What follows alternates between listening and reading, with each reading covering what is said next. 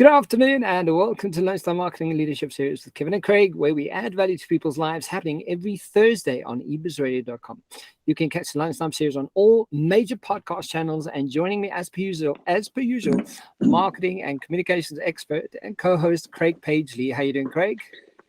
Kevin, I'm well. Yeah, glad to see that you're back safely from your European vacation. And I must say, from some of the photographs that you shared, you're obviously having a really great time there. And what are some of those experiences you had? Craig, I mean, it's been 3 years since we've gone anywhere. We've left the country at all. And Eugene and I both love traveling. It's one of the values we share. We love, it's one of the things we have in common. So for us to be able to have done this and saved for it and, gone out there and planned for it and been able to book it now that, COVID's officially allowed us to be able to travel. It's just been, it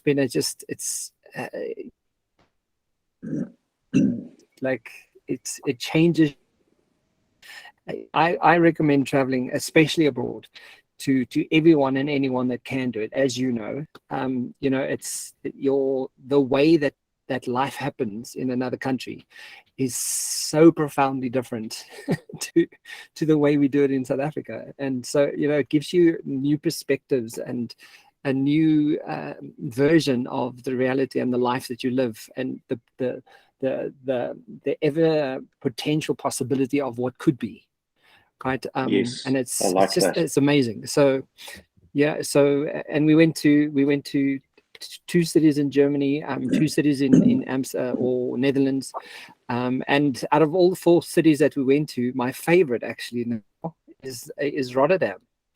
It's a beautiful city, and it has a combination of culture, architecture, like really new, funky, weird architecture combined with historical architecture. It's a city right by the sea. It's a beautiful place. So I think Rotterdam is really underplayed in comparison to Amsterdam. Amsterdam is lovely, and it has always been my favorite place. But now that I've actually seen Rotterdam, it's a gentler version of the Netherlands, and it's not such a it's not so busy, and it's not so touristy, rather subdued kind of living city. It's a beautiful city. So I would recommend anyone to go and check it out. But other than that, I mean, I absolutely love traveling, and I'm really glad to be back and ready to kick some ass. So so exciting times lying ahead. Yeah. I definitely must. I must look out for Rotterdam next time I'm in the Netherlands. I spent a lot of time in Amsterdam and surrounds, but I haven't been to Rotterdam, so I will definitely look out for that. Yeah, but great to have you back. Thank you. I mean, and also, it's a train's ride. You can hop on a train and you're in there in an hour or two. You're in the city, so it's beautiful. Craig, so I mean, kicking off today's show, one of the key reminders of and points from last week's conversation, where we broad review over the key social media platforms. Yeah, Kevin, thanks. So while it was a broad overview of the likes of primarily Facebook, Twitter, and LinkedIn, we did get to cover some of the facts and stats in more detail, and it's some of those points that I actually want to revisit as a reminder for our listeners today, Kevin. So starting off with Facebook, firstly, Facebook is a phenomenal platform with worldwide monthly active users noted at 2.912 billion, as measured in January 2020. Facebook's global advertising audience is noted at 2.109 billion, as measured again in Jan 2020. And that's a significant audience to be presenting any brand to at any one time. Interestingly, 66% of Facebook's active users log in daily, but only 72.4% of the monthly active users were actually shown an ad on the platform in that 30-day period leading up to Jan 2020, the measures period. 43.4% of Facebook's global users are female, and skewing to men 56.6%. But here's an interesting stat as a reminder, is that 98.5% of Facebook's audience aged 18 plus access the platform via a mobile phone. So, almost 100% of audience, which is really great. And all of that was sourced from the Facebook Stats and Trends as published on the 28th of Jan 2020 to the data reportal by Simon Kemp. Moving to Twitter, it's been an interesting week just to see where the conversation has gone Elon Musk. Nothing materialized yet, so we'll keep out of that conversation till we know what's really happening there. But Twitter has 353 million total active daily users, and 192 million of these are monetizable. And in that sense, monetizable meaning that they actually have the ability to view advertising on the platform. 38% are aged 25 to 34, and 20.7% are aged between 35 to 49, making it a predominantly millennial type of platform. Very interesting skew of users here, where 68.5% of Twitter users are male. 79% of Twitter users follow brands, and 71% of Twitter users get their news on the platform. Twitter drives 40% greater ROI than any other channel and is top for brand interaction. And the source there was 38 latest Twitter statistics. What is the state of Twitter in 2022? Published to the bloggingwizard.com by Adam Cornell. Some of the facts from Statistia, and some are from We Are Social, and one or two from Twitter's agency Playbook. And then finally, moving on to LinkedIn point of view, 9 billion content impressions a week on LinkedIn, with a 48% increase in engaged feed time. So the platform you want to be on. More than 1,200 posts are shared per minute. And here, take note of this, the LinkedIn platform is growing at more than 2 members per second, Kevin. LinkedIn is 15 times more engagement and content posts than jobs, moving it from the original perception that it was a really digital job board. It's now very much a content platform. Again, interesting skew, more male than female users, and the audience here is also mostly millennials. And there are 65 million decision makers on LinkedIn, with 55% of these vetting companies, so very much in a B2B space. And the average person spends, interestingly, 7 minutes and 12 seconds on LinkedIn per engagement, which is really great. And 72% of full-time employees have a LinkedIn profile. And lastly, very important point is LinkedIn is the most trusted brand safe platform in the world. Kevin, those were sourced from How to Run LinkedIn Ads in 2022, a definitive guide to advertising on LinkedIn, and was shared by Sean on the LinkedIn marketing blog. Those are the points as our takeaway reminders. What I do love about it is that it is the most trusted brand safe platform. Because we know that other platforms, they can spiral out into a whole bunch of stuff. Facebook has been through the mill for skewing data and skewing what it is they sort of showcase and share with people. But it is true, and I've even seen when people have posted kind of the wrong kind of content on LinkedIn, that people will take you out by the knees. They'll actually say, listen, you're in the wrong platform. This is not a platform. You shouldn't be posting stuff like this on this platform. Which is cool. Love the self-regulation aspect. So I love that LinkedIn has that as a built-in sort of a safety net, that people they kind of know that if you're going to put stuff out there, make sure that you can back it up and sort of support it. And that's why I also use it so much. Greg, so thank you for wrapping up that info from last week. Even though we've heard the static, let me get that right. Even though we've heard the statistics before, I'm still surprised at the vast number of users across these platforms. But the one question that I do ask myself is what level of overlap is there with people using all 3 of these platforms? Kevin, that's a great question. And I started doing some searches on that, and I haven't yet found the answer, but hopefully by next week I'll be able to bring that single fact as a throwaway to the conversation, because it got me thinking really deep there. Yeah, I'm one of those that use all three platforms that we've referenced today. So Yeah. it'd be really interesting to see what that percentage is of cross-functional use. But yeah, great question, and I'll keep reviewing to see what I can find in that regard. Fantastic. So with the stats and facts out the way, what are we going to share with the listeners today? Yeah, Kevin, we're in for a big topic today, that of bias, which, as we know, is an important topic relating to our judgment and decision-making processes. And as with many of our topics, the web is absolutely inundated with some really good articles, blog posts, and leadership opinion on this hugely important topic, which actually made it quite difficult to cut through the clutter to find some key standout points today. But there's going to be an interesting angle that comes out of the conversation later. But with that said, I decided to cover the topic on 2 consecutive conversations, Kevin. So I want to start this week looking at the context of the topic of bias and review some of the impact of bias in the workplace.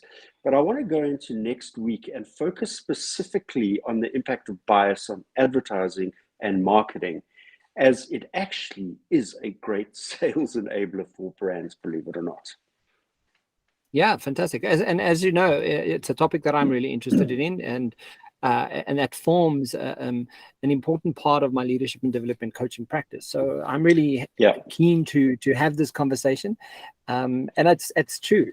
Like we unwittingly, unknowingly, subconsciously make decisions, and that's advertisers are really playing right into it, and we don't even know that, and we don't realize it very often. I'm looking forward that we get to set the context, some of the principles in business, but really dive into some of those parameters next week. But I'm definitely intrigued to learn from you on how this topic has actually impacted on the leadership coaching programs that you run. But there's a particular point that I want to bring it to the fore. So as a quick intro to the topic, let's look at the various definitions again associated with the concept of bias, and starting with Wikipedia that states that bias is a disproportionate weight in favor of or against an idea or thing, usually in a way that is closed-minded, prejudicial, or unfair. And biases can be innate or learned, absolutely.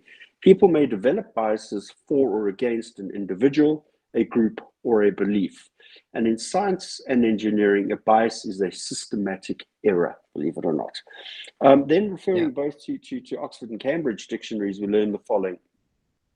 Bias is an inclination or prejudice for or against one person or group, especially in a way that is considered to be unfair. Bias is the action of supporting or opposing a particular person or thing in an unfair way because of allowing personal opinion to influence your judgment. So some key concepts coming out there. And in summary, bias is an unfair personal opinion that influences your judgment. But there's some other really interesting definitions that stood out for me on a site that I haven't visited much, Merriam-Webster.com, which is a US-based provider of language information. And their definitions are noted as follows. An inclination of temperament or outlook, especially a personal and sometimes unreasoned judgment known as prejudice. Deviation of the expected value of statistical estimates from the quantity it estimates. And finally, systematic error introduced into sampling or testing by selecting or encouraging the outcome or answers over this. The latter definition is definitely having a relevance to the world of business and marketing, and we'll see some of that come to the fore in the conversation next week. You know what's interesting with these definitions, Craig, is overall, when you mention bias as the topic of discussion, people instinctively have a negative connotation to bias. But very, from having done so much research and even listening to some of the definitions to this, is we have an inclination or prejudice. But sometimes, you might have a prejudice against negative people. You might have a prejudice against people who are unfair. You might have a prejudice. So, it's all in context too. And that's very often what people get wrong about bias. It's they read that sentence and they kind of go, oh, so it must mean that I have this thing against, it's me against them or them against us. And That's because I have this bias, and yet it's not. In context to how your brain has put it together, your filtration system, your stories, your memories, your decisions, your filtration process, all of that molds the reason why you have the bias, and it's only negative or positive in context to the actual situation and what it is and who it's affecting, right? So your brain is essentially just looking after yourself. It's not doing it on to kind of be against anything. It's doing it so that it's protective, and it's doing it so it's a shortcut. It's to make sense of information. And you pick up on a really important concept, which in itself probably is a show on its own, and that is the topic of context. There's just so much that is said and done without positioning relative to the context.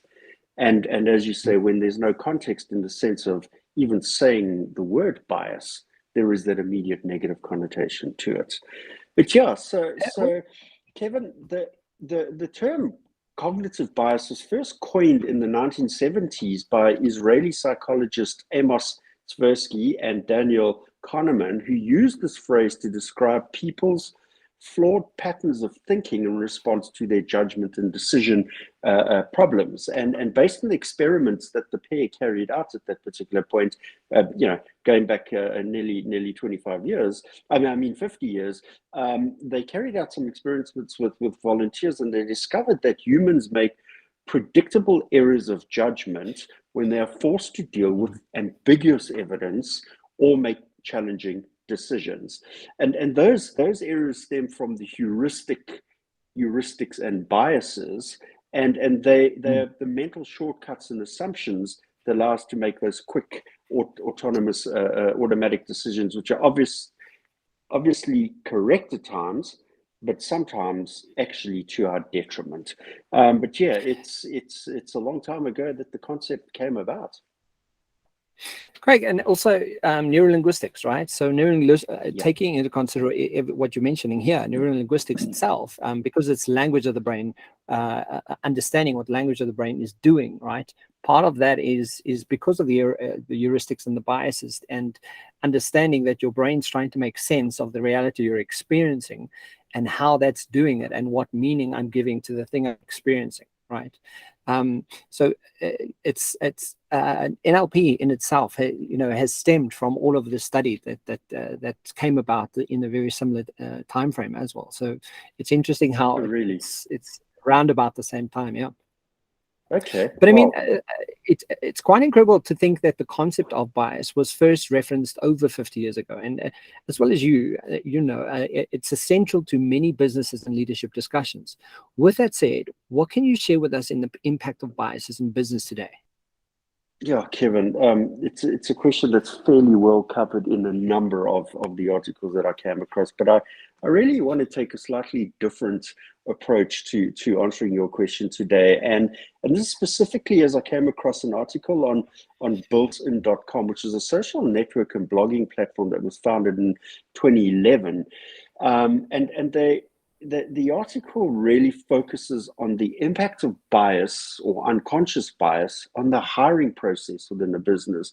And I really like the simple points that were presented and shared as to how to overcome some of these biases associated with this role, which in essence lead you to get a deeper understanding into some of the decision making in businesses. So the article was titled 16 Unconscious Bias Examples and How to Avoid Them in the Workplace. It was published by Bailey Rayners on 14 October 2021 and then updated on 22 April this year. And it focuses on some of those key tips for anyone in a hiring position to actually acutely be aware of when conducting the hiring process, that it is very much an area where bias has become an overriding factor in the decision-making process to either hire or not hire someone, Kevin. Yeah. So the article opens with the following statement. If you're hiring based on gut feeling, you're likely hiring based on unconscious bias. And the best way to prevent yourself from succumbing to these unconscious biases is to become aware of them and take action to prevent them while recruiting, hiring, or retaining employees. Doing so will help you build a team that is more diverse and inclusive in the workspace. And obviously an interesting application of the term bias, because it definitely sets some context to the challenges that organizations find themselves in when addressing the principles of diversity, equity, and inclusion, in a topic that we've really covered in depth, and the importance of understanding, when we finished with this conversation, how bias 100% impacts on the principles of diversity, equity, and inclusion. Yeah, absolutely. So, Greg, and sorry, you want to carry on there? Yeah, I was just going to say, have you got any references to some of the coaching experiences relative to bias and the impact on the DEI space? Well, yeah, it's interesting that this ties into it, and we've mentioned it before, but it's so true, because once you go through a process, and that's what from doing the training and going through the processes with corporates, you sort of start realizing, or going through the process, you start realizing that we all have biases. We all have them. The process is going, okay, cool. How do you move from being unconscious to actually having a cognitive awareness about the fact that I have biases? So being the recruiter, knowing that I have a bias, and I do, because I'm a human, and that's okay. What check mechanisms do I put in place? And how do I then start really tracking, okay, cool, this is the 10 CVs that I think would go through to the next round. What is my next best tracking mechanism, so I can not be, so perhaps it's, having a person of color who's an opposite gender of me on the next round of, looking through a bunch of CVs, especially from a recruiting perspective, because what you are doing is you instinctively, and through no fault of your own, but instinctively, because you're human, you're going to make judgments based on your biases. So when you have more than one sort of checking mechanism to kind of help the process of recruitment, you starting to notice, you'll start noticing far more that's why that's a really interesting choice. I didn't think of that person. Why did you choose that person? And therefore, because your biases are playing into that instinctively. So when you have little checking mechanisms like that, it really starts helping the recruitment process quite specifically. Yeah, that's great, because you're definitely talking into some of the concepts out of these key points that I'm going to raise in the conversation. So thanks for picking up on that. So the article actually goes on to state the following, Kevin, which plays right into what you've just said. It goes on to say that there are many types of unconscious biases. Some of the most common are biases in how individuals get their own thought processes and reasoning abilities, such as focusing on negative qualities of individuals that align with one's existing attitudes. And that's exactly what you mentioned. And that would be like in confirmation bias and affirmation bias. And other unconscious biases are directly related to how people actually may look, and that talks about gender, color, and culture. And these types of biases definitely tend to rely on stereotypes and can result in discriminatory practices when people are not treated like individuals, such as racism, ageism, and beauty bias. And that plays right into the diversity, equity, inclusion proposition there as well. Yeah, I mean, and that sorry, Craig, but what's interesting is our biases are also, well, if you really start investigating, biases are also separated in 4 different areas, which is perception, your interpersonal, behavioral, and memorization. Like part of what that conversation is, just in a simple behavioral kind of, if you think of it in a behavioral sense, that if you're used to doing, it becomes a habit process that you formed, right? So even how you do your recruitment process, it could be you have a bias towards doing a certain thing a certain kind of way, just based on the fact that it's habit formed and you're used to it, and it has generally worked in the last 10 years for yourself, right? But when you're not actively aware of how these things are playing out, and having those checking mechanisms in place, and also tracking at the end of the day, where this is going are we really diverse? Are we really inclusive? And it really starts it really starts speaking to how bias an organization can actually be if we don't have those checking mechanisms in place. And you know, in terms of checking mechanisms, we spoke a little while ago about the importance of high performance teams, and then we spoke about the impact of middle management on driving culture in an organization. And if you get to understand how many organizations actually bring the concept of bias into that training and development at those particular levels or not, and you know, what is that doing to impact the performance of the team or the final output of what the team's capable of. But let's look at 10 of the 16 types of the biases. Do you want to say something? No, and I'm so glad that you mentioned that again and reiterated the middle management sector, because they're the go-to group where they're supposed to keep the numbers, keep their teams, keep everything running, but yet they're supposed to do this function at the high possible level of not being biased in how they go about doing anything. So middle management in itself has got probably the most difficult position in a large corporate, just from the amount of pressures that and I'm experiencing this now with a client, where that middle band of management are running flat, and they're burnt out, and they're tired, and they're exhausted, and they're supposed to know that they cognitively have this bias, and okay, so I tend to want to employ only those people because I tend to like those people and they work well, and so middle management is a big thing, and so much more needs to be done for middle management and improving middle management skill, aptitude, and ability, because that segment there is often forgotten on importance of the role that they're actually playing to move an organization forward.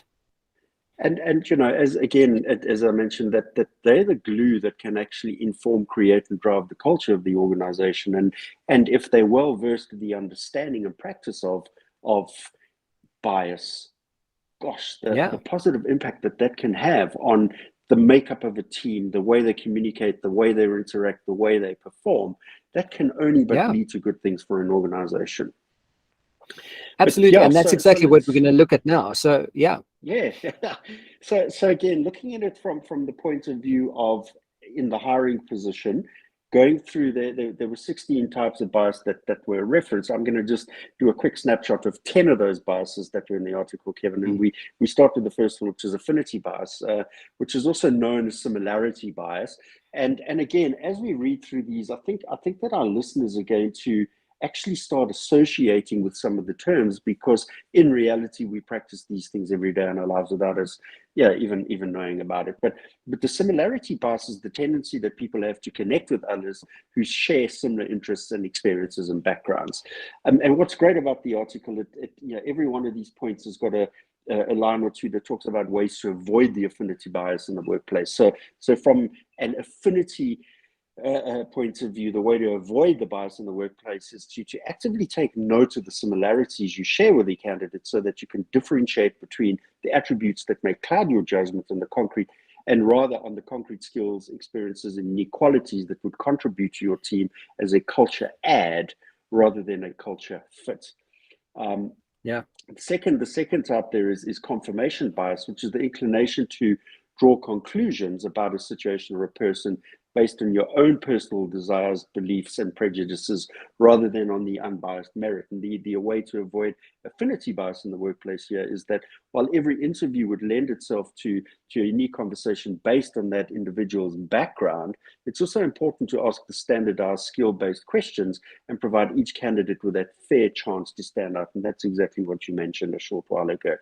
The third type here is attribution bias, which is a phenomenon where you try to make sense or judge a person's behavior based on a prior observation interaction we've had with that individual, and that drives you to make up your perception of that.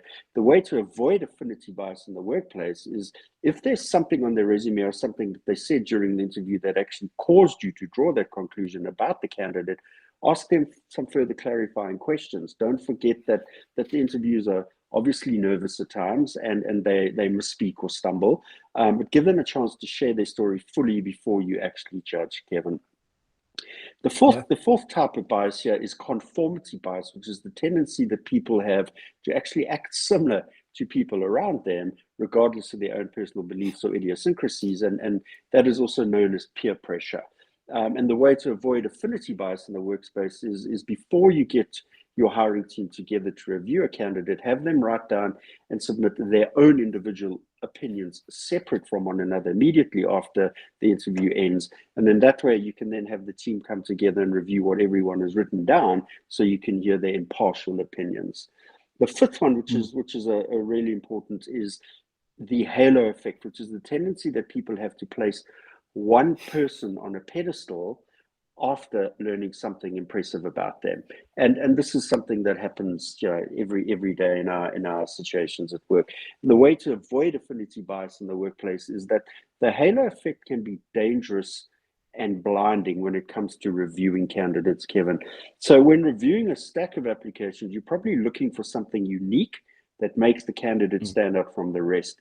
When you do this, you must also consider the candidate without one gleaming attribute and see how their experiences, skills, and personalities compared to the other candidates who may have not had the same privileges or opportunities. So dethrone that individual and view it from a negative, at least a neutral point of view.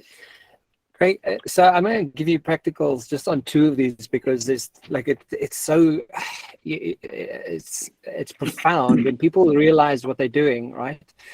For example, the attribution bias. If a gay person, I'm a gay man, right? If I know that the person I'm interviewing is gay, I attribute that we already have something in common, right? If I feel like we have that in common, I would go, oh, I like you a little bit now. I like you a little bit more than I did before I knew that you were gay, right? So whether I find that out in the beginning of the interview or the end of the interview, by the time you leave, I kind of base a judgment of kind of going, because I have this I'm attributing that thing that we have in common, to something that I relate to. My judgment then is based on that, based on the fact that I have the affinity for that. I attribute something to that quite specifically. And that also speaks to Black people having the affinity to Black people, white people having the affinity to white people. It's just a natural, normal response that we have, right?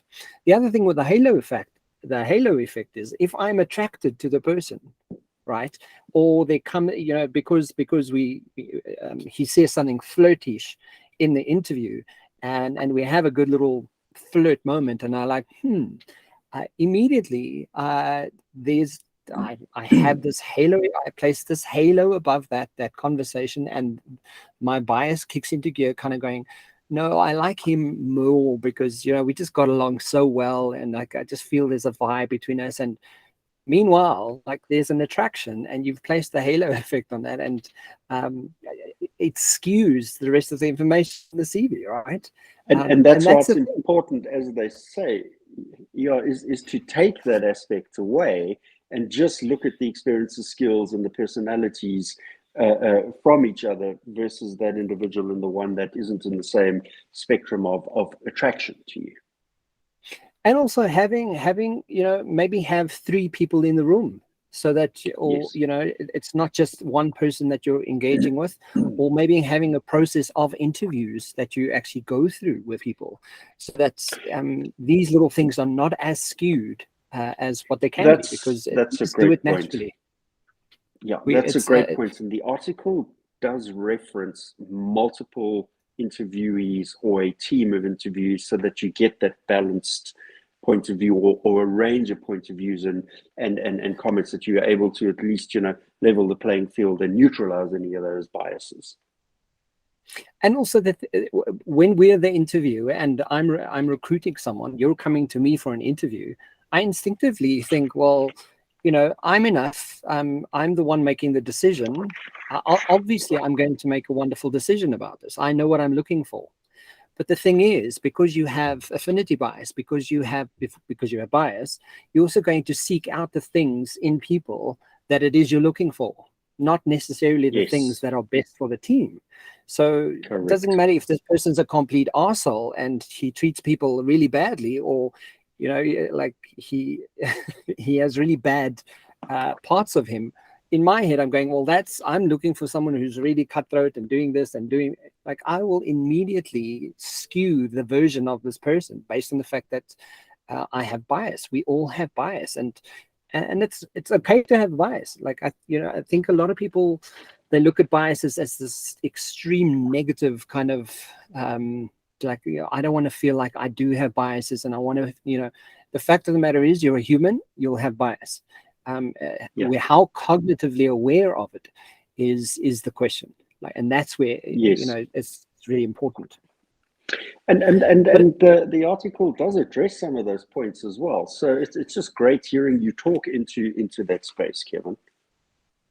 But the next one on the horns effect, I just want to tell you something on the horns. But first, tell us about the horns effect, because there's something very specific I want to share with you on that. Yeah. So the next 5 will wrap up the 10 of the 16 that I want to cover. But the horns effect is the next point, which is actually the tendency that people have to view another person negatively after learning something unpleasant or negative about that individual. And the way to avoid the horns effect in the workplace is, if you have a negative feeling about a candidate, take the time to figure out exactly where that gut feeling is coming from, as it may be something superficial or actually insignificant that shouldn't even affect their chances at the role.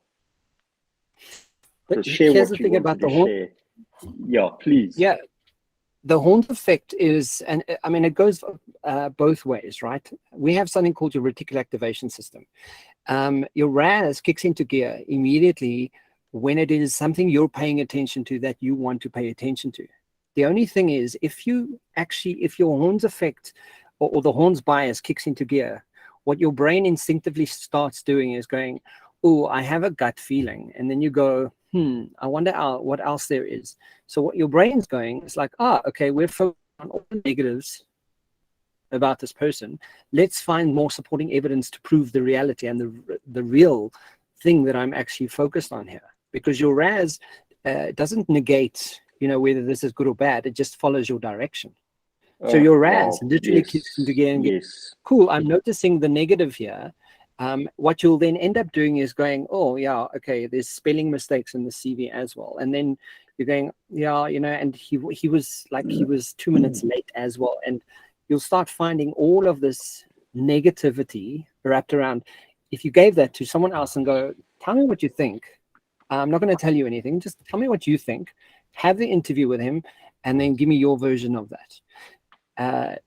That would be the best approach, especially when you know that your horns effect is kicking into place and you're starting to notice more negative points about someone or something.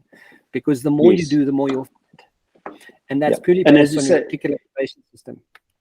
And that's the superficial and the significant aspect that it talks about, which actually shouldn't impact on the decision at all. Yeah.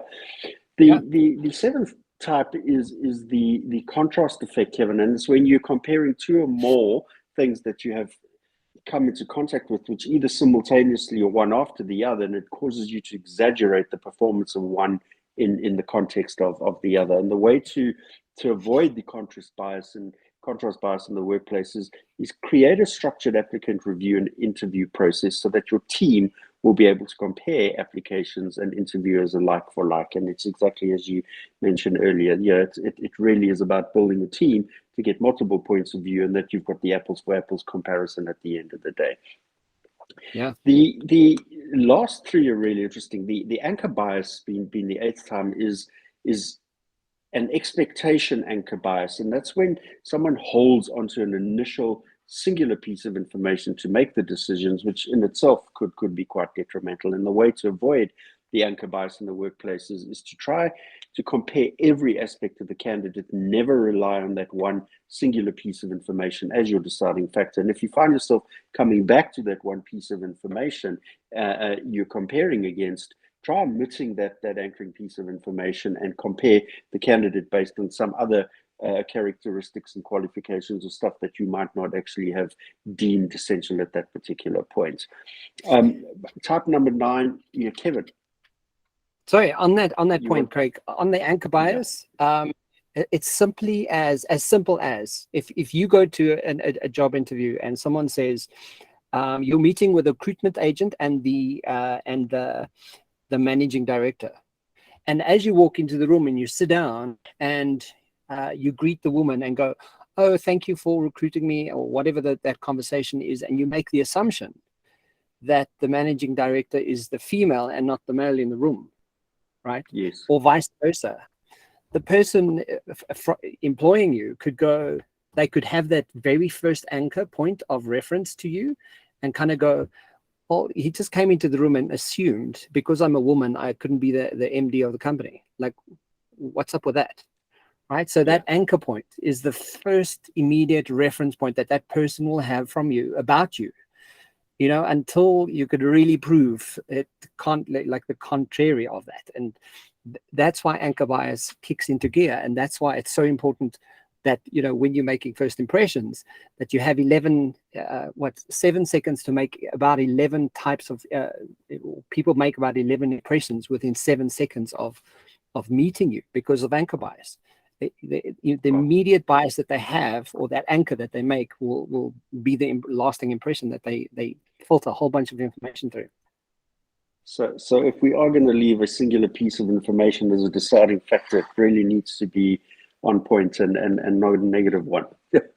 Yeah, absolutely. Kevin, type 9 is authority bias, which refers to when an idea or opinion is given more attention or thought to be more accurate because it was provided by an authoritative figure. And the way to avoid authority bias in the workplace is avoiding authority biases can be difficult depending on the culture of the workplace.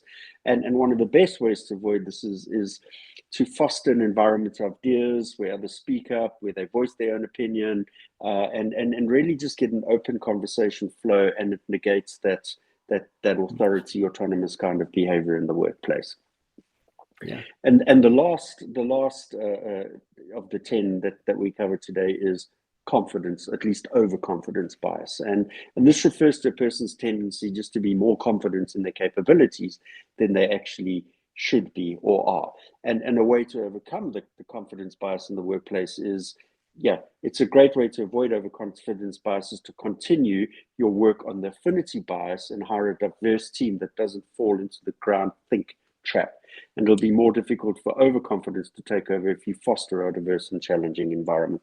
And again, we've covered that in the DEI conversation and at length as well. And it's really about building that collective of diversity and moving away from the groupthink proposition, Kevin. So whilst a different take on your question, I think the comments all clearly highlight the impact that bias can have on an organization, and right from the get-go, from starting at the hiring process of an organization. Craig, I share some. I'm just putting it up here. Some of the benefits of what bias does for organizations, and the very first thing I mentioned is that you have better recruitment and results from really understanding bias and how that influences decision-making processes. Increased staff retention, right? Based on the fact that if you have an educated middle management team that really have a good knowledge and a good grip on understanding why biases can skew how they make decisions throughout their career, they'll also understand how easily influenceable it is to retain staff and then see the attrition that can actually happen. Purely based on the fact, I look at beauty bias. You will not believe how beauty bias plays into a corporate, right? From a male's perspective, who's attracted to certain types of females, because he's the manager, so he knows that half of this team are females, and he likes working with females because he's attracted, and his ego gets really boosted by that. And you're kind of going, but is that best for your department? Like, you're really making the best decision based on the fact that you have this beauty bias, and you kind of you choose people to work on your team or in your team based on the fact that you find them attractive.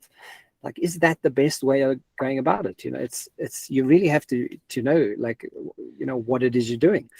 Or equal opportunities in the workplace, psychological safety, right? The fact that psychological safety, the actual, and that's also a whole conversation on its own. Like, how do you understand, what are the micro behaviors that really support your environment around creating psychological safety for that, so that people feel free and inclusive, and that there is diversity and everyone's opinions matter, right? Like, how do you cultivate that, and how do you actively put measures in place so that you know that your biases don't influence that and play into them the whole time?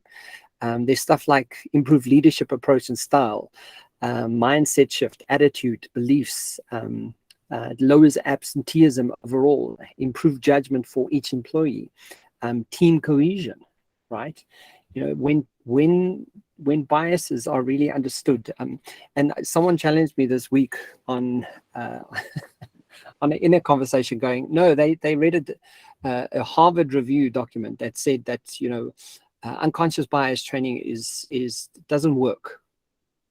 Oh, So wow. I was like, oh, that's interesting. So I was like, oh, let me go read this. And what the document actually says is unconscious bias training doesn't work if there is no supportive micro behavior change supporting the understanding of your biases, because biases are biases.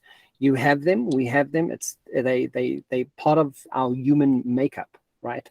For us to be able to actively be aware of the fact that we have biases, we have to have mechanisms in place for as a checking mechanism. Yes. We have to. Yes. And to furthermore, there has to be a sustainability option through that.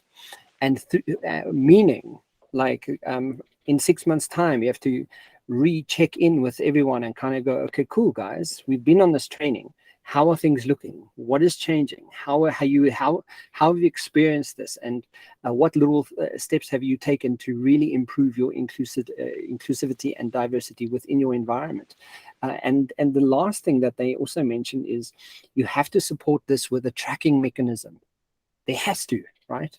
But what's interesting, Craig, is that doesn't go for just unconscious bias training. That goes for training as a rule. Yeah.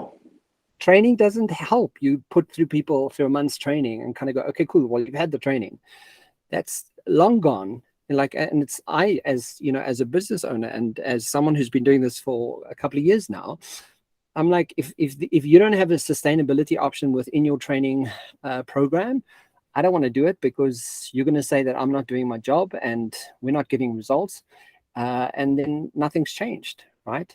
So yes, unconscious bias, the only way that it actually impacts an environment is if the actual organization embraces it as a cultural shift, that this is how we're actually going to implement and involve it into our culture as a value. So Kevin, imagine organizations that are now bringing on the Chief Diversity, Equity, and Inclusion Officer actually bring bias into that spectrum as well. So, Yeah. you know, because it's a fundamentally interwoven part of the bigger picture in the DEI space as well. So actually now you have a Chief Diversity, Equity, Inclusion, and Bias Officer. That would be quite incredible.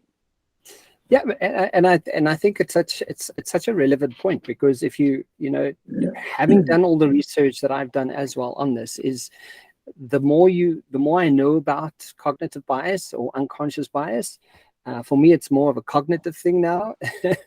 Yes. The more you realize that I mean, if you look at the codex, there's over 185 biases that exist. Yeah.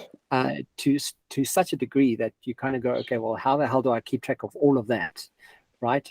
And that's virtually impossible. But what you want to do is you want to realize that as a human, you are going to make shortcuts on instances because your brain's trying to make sense of an external event that's happened. And you kind of go, oh, I recognize this and see it. I've seen it before. It means this. And your brain's just instinctively doing that and making that connection. and it's your shortcut. Whether that shortcut's right, again, coming back to context, Yeah. whether that's right or wrong is purely based on the context that the person and the individual is giving the meaning to the context, right? So absolutely, I think, you know, corporates should have a diversity, inclusive, and bias person incorporated, because I think the impact would be quite profound on an organization when they function at that level. Absolutely, unquestionable. So as we near the end of the show, what are the key takeaways that you could share with the listeners today? Okay, and Yeah, as you know, gosh, Kevin, one of my we favorite could have a whole topics. show just on we could have a whole show just on the takeaway points. But I want to reference a blog post on investopedia.com, and as I mentioned before, it really is one of my favorite sources of information. I love to read on the site, and the key takeaway points on the post that covers the impact of cognitive bias, and it notes the following. Cognitive errors in the way that people process and analyze information can lead them to make irrational decisions that can negatively impact their business decisions. And unlike emotional biases, cognitive errors have little to do with emotion and absolutely a lot more to do with how the human brain is involved. But the impact of cognitive bias on businesses can be very large, Kevin, because it fundamentally impacts on decision making. And while managers may hire the wrong candidates, they may actually implement the wrong growth strategies, or they may also fail to understand the new technologies and information that could actually help improve business outcomes and performance. So really direct impact on organizations. The blog also addresses the question of how does cognitive bias affect your decision-making skills, and we note the following. So cognitive bias distorts your decision-making skills, as you mentioned previously. And rather than objectively viewing the situation and making an impartial decision, cognitive bias can actually lead to suboptimal decisions being made due to some inherent biases that have been ingrained in an individual for a long time. And this can actually ruin personal growth, the success of a business, and relationship with others. And all humans have cognitive biases that are ingrained in their heads since the day we were born. And they're a result of our upbringing, our experiences, our relationships. And they may have helped us navigate our way through life, but they most definitely can and are an impediment to our own personal growth. And the last point on the cognitive bias is we need to take steps to notice and minimize our own cognitive biases. And that definitely is a healthy step for our own personal growth, but it's also a positive impact on the variety of areas of your life. And those points were sourced by Samantha Silverstein. But in summary, Kevin, sort of five key points here: that cognitive bias is an unconscious error in thinking that arises from the way people perceive the world and the information around them, and that determines how they actually make their decisions. Emotional biases are different from cognitive biases, with the cognitive bias primarily focusing on how the brain functions, as opposed to the feelings, which are the emotional biases. And the common types of cognitive bias include confirmation bias, hindsight bias, confidence bias, and framing bias. And overcoming cognitive bias is a critical step in individuals improving their own personal growth and other areas of their life, such as running a business and actually helping you with your investment portfolios. And the last point there is ways to overcome cognitive bias include firstly being aware of your bias, understanding your past patterns, and then diversifying the individuals around you, seek change and make different decisions. And then a really great closing statement on biases here, Kevin, is that besides warping the ability to make a decision based on facts and evidence, bias is also the tendency to ignore evidence that doesn't line up with that assumption. Really great statement to end the conversation as the takeaway points for today. Yeah, I mean, and you know, when you go into the technicalities of what your brain does, Craig, it's, you know, like a part of the training that I take corporates through is you're generalizing, deleting, and distorting information, and literally going through what that is and how they do that. And when people start realizing, oh goodness, yeah, I completely distorted that, or I deleted my conversation that I was having with someone, or just purely based on the fact that your brain consciously needs to do what it needs to consciously, and subconsciously it's doing a whole bunch of other stuff, because it can't consciously, it can't use all the information that the subconscious is busy using, right? So It's a fascinating process, and we don't even have enough time to talk about it. Absolutely But not. that was like, as you know, one of my favorite conversations. And finally, Craig, what's up for next week? You mentioned that how biases are influencing marketing and advertising, right? That's correct, Karen. So yeah, we continue the conversation. We've set some context now, but actually taking that and really starting to unpack how it does impact on the world of marketing advertising, and actually how, when used tactically, it actually bias can influence consumer behavior and drive sales. Fantastic. Looking forward to it. Craig, thank you so much, guys. If you want to catch the Lunchtime Marketing Leadership Series, you can check it out on ebizradio.com on Thursdays, every day, or every Thursday at 12 o'clock, and all major podcast channels. Craig, thank you so much. Thank you for a very good conversation, and I'll chat to you next week. Yeah, thanks, Kevin. Looking forward to that. Have a good week ahead. Cheers, you too. Bye. Thanks. Bye.